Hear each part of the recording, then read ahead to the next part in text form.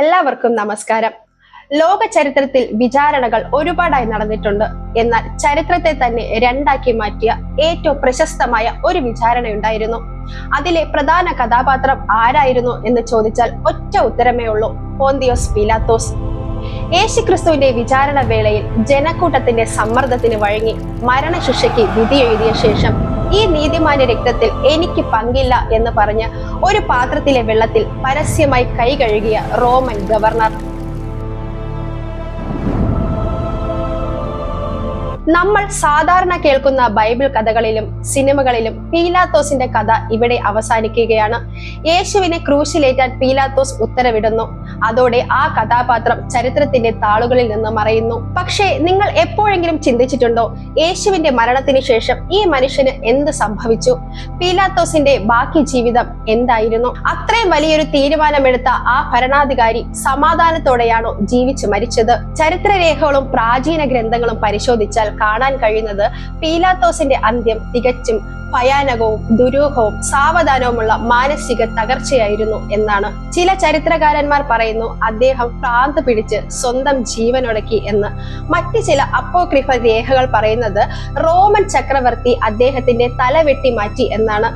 എന്നാൽ കൗതുകകരമായ കാര്യം, ലോകത്തിലെ ചില പ്രാചീന ക്രിസ്തീയ സഭകൾ പീലാത്തോസിനെ ഒരു വിശുദ്ധനായി പോലും വണങ്ങുന്നുണ്ട്. എന്താണ് യഥാർത്ഥത്തിൽ പീലാത്തോസിന് സംഭവിച്ചത്? ഒരു മഹാസാമ്രാജ്യത്തിന്റെ പ്രതാപത്തിൽ നിന്നും ഒന്നുമില്ലാത്തവനായി ശാപഗ്രസ്തനായി പീലാത്തോസ് മരണത്തിലേക്ക് വീണത് എങ്ങനെ? അടുത്ത മിനിറ്റിൽ നമുക്ക് ആ ദാരുണമായ ചരിത്ര സത്യങ്ങൾ ഒന്നൊന്നായി പരിശോധിക്കാം. വെൽക്കം ടു യേശു നല്ല ഇടയൻ ഹിസ്റ്ററി ഓഫ് ബൈബിൾ. പിന്നെ ഒരു കാര്യം, കഴിഞ്ഞ വീഡിയോയ്ക്ക് നിങ്ങൾ തന്ന എല്ലാ സപ്പോർട്ടിനും വളരെയധികം നന്ദിയുണ്ട്. അതുപോലെ തന്നെ ഒന്ന് ഫോളോ കൂടി ചെയ്തേക്കണേ. അന്ത്യത്തിലേക്ക് കടക്കുന്നതിന് മുമ്പ് പീലാത്തോസ് ആരായിരുന്നുവെന്നും അദ്ദേഹത്തിന്റെ സ്വഭാവം എന്തായിരുന്നുവെന്നും നമുക്ക് മനസ്സിലാക്കാം.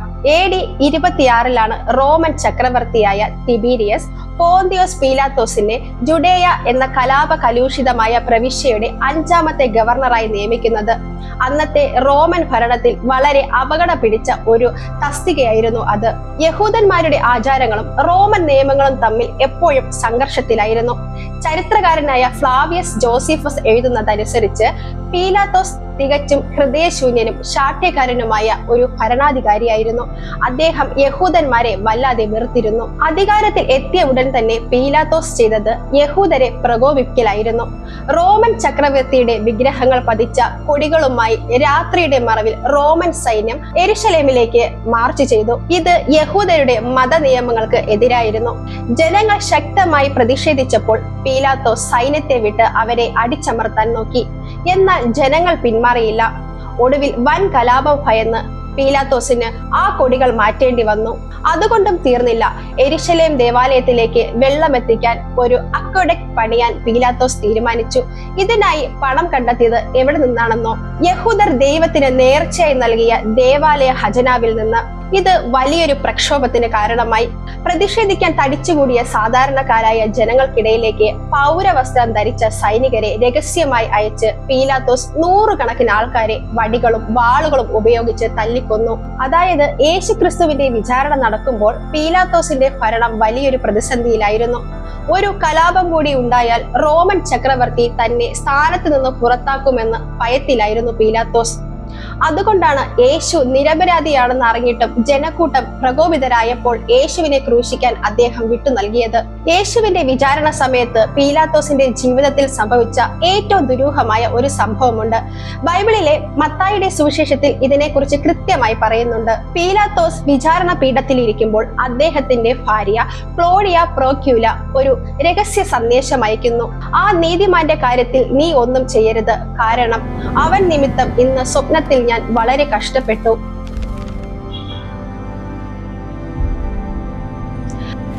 ബൈബിളേതര ചരിത്രരേഖകൾ അനുസരിച്ച് പ്രോക്യൂലയ്ക്ക് ഒരു ഭയാനകരമായ ദർശനമുണ്ടായി.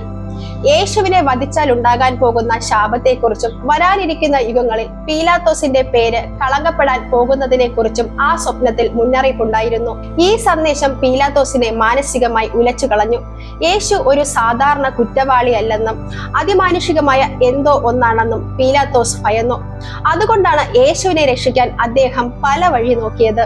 പക്ഷേ യഹൂദ പ്രമാണികൾ പറഞ്ഞു, ഇവനെ വിട്ടയച്ചാൽ നീ സീസറിന്റെ സ്നേഹിതനല്ല. അധികാരവും സ്ഥാനമാനങ്ങളും നഷ്ടപ്പെടുമെന്ന ഭയം പീലാത്തോസിന്റെ നീതിബോധത്തെ കീഴടക്കി. ഒടുവിൽ വെള്ളമെടുത്ത് കൈ കഴുകി പീലാത്തോസ് പറഞ്ഞു, ഇവന്റെ രക്തത്തിൽ എനിക്ക് പങ്കില്ല. പക്ഷേ ചരിത്രം പറയുന്നു, ആ കഴുകിക്കളഞ്ഞ വെള്ളത്തിൽ പീലാത്തോസിന്റെ കൈകളിലെ ചോരപ്പാടുകൾ കഴുകിക്കളയാൻ സാധിച്ചില്ല. ആ ഒരു നിമിഷമാണ് പീലാത്തോസിന്റെ നാശത്തിന്റെ തുടക്കം. യേശുവിന്റെ ക്രൂശീകരണത്തിന് ശേഷം ഏകദേശം 3 വർഷങ്ങൾ കഴിഞ്ഞു. AD 36 പീലാത്തോസിന്റെ ജീവിതം പാടെ തകർത്ത ആ സംഭവം നടന്നു. ശമരിയൻ കൂട്ടക്കൊല. ശമരിയക്കാരുടെ ഏറ്റവും വിശുദ്ധമായ സ്ഥലമായിരുന്നു ഗെരീസിം മല. ഒരു ദിവസം ഒരു വ്യാജ പ്രവാചകൻ ശമരിയക്കാരോട് പറഞ്ഞു, മോശ പ്രവാചകൻ മണ്ണിൽ കുഴിച്ചു മൂടിയ വിശുദ്ധ പാത്രങ്ങൾ ഈ മലമുകളിലുണ്ട്, ഞാനത് നിങ്ങൾക്ക് കാണിച്ചു തരാം. ഇത് കേട്ട് ആയിരക്കണക്കിന് നിരപരാധികളായ ശമരിയക്കാർ ആയുധങ്ങളുമായി ആ മലയടിവാരത്തിൽ തടിച്ചുകൂടി. എന്നാൽ ഇത് തനിക്കെതിരെയുള്ള ഒരു സായുധ കലാപത്തിനുള്ള പുറപ്പാടെന്ന് പീലാത്തോസ് തെറ്റിദ്ധരിച്ചു. യാതൊരു അന്വേഷണവുമില്ലാതെ പീലാത്തോസ് തന്റെ വൻ കുതിരപ്പടയെ അങ്ങോട്ടയച്ചു. യാതൊരു തെറ്റും ചെയ്യാതെ പ്രാർത്ഥിക്കാൻ വന്ന ആ ഗ്രാമീണരെ റോമൻ സൈന്യം വളഞ്ഞിട്ട് കൂട്ടക്കൊല ചെയ്തു. ഓടിപ്പോകാൻ നോക്കിയ നേതാക്കന്മാരെ പിടികൂടി ക്രൂരമായി തൂക്കിലേറ്റി. ഈ ക്രൂരത അതിരുകടന്നതായിരുന്നു. ശമരിയക്കാരുടെ നേതാക്കൾ ഉടൻ തന്നെ സിറിയയിലെ റോമൻ ലെഗേറ്റ് ആയിരുന്ന ലൂസിയസ് വിറ്റേലിയസിന് പരാതി നൽകി. പീലാത്തോസിന്റെ മേലധികാരിയായിരുന്നു വിറ്റേലിയസ് വന്ന് അന്വേഷണം നടത്തി. പീലാത്തോസ് അധികാര ദുർവിനിയോഗം നടത്തിയെന്നും ഭരണത്തിന് യോഗ്യനല്ലെന്നും അദ്ദേഹം കണ്ടെത്തി. AD 36 അവസാനത്തോടെ പീലാത്തോസിനെ ജുഡോയുടെ ഗവർണർ പദവിയിൽ നിന്നും അടിയന്തരമായി പുറത്താക്കി.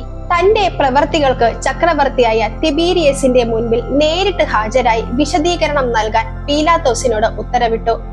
ഒരു കുറ്റവാളിയെ പോലെ പീലാത്തോസ് റോമിലേക്ക് കപ്പൽ കയറി. റോമിലെത്തിയ പീലാത്തോസിനെ കാത്തിരുന്നത് മറ്റൊരു ദുരന്തമായിരുന്നു. തനിക്ക് സംരക്ഷണം നൽകിയിരുന്ന തിബീരിയസ് ചക്രവർത്തി മരണപ്പെട്ടിരുന്നു. പകരം അധികാരത്തിൽ വന്നത് ചരിത്രത്തിലെ ഏറ്റവും ക്രൂരനും ഭ്രാന്തനുമായ കാലിഗുഹ ചക്രവർത്തിയായിരുന്നു. ഇവിടെ നിന്നാണ് പീലാത്തോസിന്റെ ദാരുണമായ മരണത്തെക്കുറിച്ച് ചരിത്രത്തിലെ 3 പ്രധാന തിയറികൾ ആരംഭിക്കുന്നത്. ഒന്നാമത്തേത് 4-ാം നൂറ്റാണ്ടിലെ പ്രശസ്ത ക്രൈസ്തവ ചരിത്രകാരനായ യൂസേബിയസ് രേഖപ്പെടുത്തിയിരിക്കുന്നതനുസരിച്ച് കാലിഗുല ചക്രവർത്തി പീലാത്തോസിനെ റോമിൽ നിന്ന് നാടുകടത്തി ഇന്നത്തെ ഫ്രാൻസിലുള്ള വിയന്ന എന്ന വിദൂര ഗ്രാമത്തിലേക്കാണ് അദ്ദേഹത്തെ അയച്ചത്. അവിടെ വെച്ച് സർവ്വതും നഷ്ടപ്പെട്ട പീലാത്തോസ് കടുത്ത മാനസിക രോഗത്തിനും കുറ്റബോധത്തിനും ഇരയായി. താൻ യേശുവിനോട് ചെയ്ത അനീതിയുടെ ഭാരം താങ്ങാനാവാതെ AD 39 അദ്ദേഹം സ്വയം ജീവനൊടുക്കി. റോമൻ പാരമ്പര്യമനുസരിച്ച് സ്വന്തം വാൾ ഉപയോഗിച്ച് അദ്ദേഹം ആത്മഹത്യ ചെയ്യുകയായിരുന്നു എന്നാണ് കണക്കാക്കപ്പെടുന്നത്. രണ്ടാമത്തേത് മറ്റൊരു അപ്പോക്രിഫൽ ഗ്രന്ഥമായ മോറിയൻഡി പിലാറ്റി പറയുന്നത് മറ്റൊരു കഥയാണ്. യേശുക്രിസ്തുവിനെ വിചാരണ ചെയ്ത വിവരമറിഞ്ഞ കാലിഗുല ചക്രവർത്തി പീലാത്തോസിനോട് കോപിഷ്ഠനായി. യേശുവിനെ പോലൊരു അത്ഭുത പ്രവർത്തകനെ വധിച്ചതിലൂടെ സാമ്രാജ്യത്തിന് ശാപമുണ്ടായി എന്ന് വിശ്വസിച്ച ചക്രവർത്തി പീലാത്തോസിനെ റോമിലേക്ക് വിളിച്ചു വരുത്തി ശിരച്ഛേദം ചെയ്യാൻ ഉത്തരവിട്ടു. ഈ കഥയനുസരിച്ച് തലവെട്ടുന്നതിന് ഏതാനും നിമിഷങ്ങൾക്ക് മുമ്പ് പീലാത്തോസ് കണ്ണീരോടെ യേശുവിനോട് മാപ്പ് ചോദിച്ചുവെന്നും ആകാശത്ത് നിന്നും ഒരു ദൈവിക ശബ്ദം അദ്ദേഹത്തിന് മാപ്പ് നൽകിയെന്നും പറയപ്പെടുന്നു. മൂന്നാമത്തേത് എന്നാൽ ഏറ്റവും ദുരൂഹമായ കഥ വരുന്നത് സ്വിറ്റ്സർലാൻഡിൽ നിന്നാണ്. പീലാത്തോസ് ആത്മഹത്യ ചെയ്ത ശേഷം അദ്ദേഹത്തിന്റെ മൃതദേഹം റോമിലെ ടൈബർ നദിയിൽ എറിഞ്ഞു. എന്നാൽ നദിയിൽ വലിയ കൊടുങ്കാറ്റും പ്രകൃതി ദുരന്തങ്ങളും ഉണ്ടായി. ഭയന്നുപോയ റോമാക്കാർ മൃതദേഹം പുറത്തെടുത്ത് ഫ്രാൻസിലെ റോൺ നദിയിൽ തള്ളി. അവിടെയും ദുരന്തങ്ങൾ തുടർന്നപ്പോൾ ഒടുവിൽ ആ മൃതദേഹം സ്വിറ്റ്സർലാൻഡിലെ ആൽപ്സ് പർവ്വതനിരകളിലുള്ള ഒരു വിജനമായ തടാകത്തിലേക്ക് തള്ളി. ഇന്നും സ്വിറ്റ്സർലാൻഡിലെ ആ പർവ്വതം മൗണ്ട് പിലാറ്റസ് എന്നറിയപ്പെടുന്നു.